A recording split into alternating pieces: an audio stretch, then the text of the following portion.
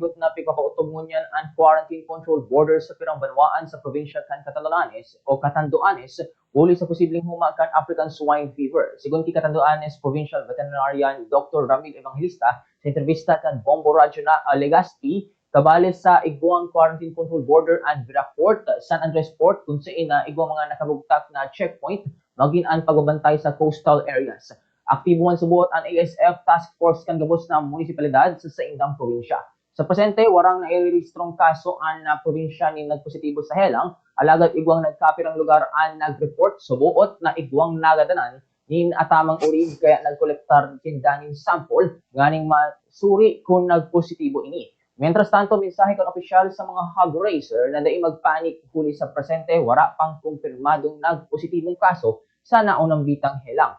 Sinira to kaini na managos man ang paggibo nin lakdang kan gobyerno provinsyal nganing maprotehiran kontra sa huma kan African swine fever.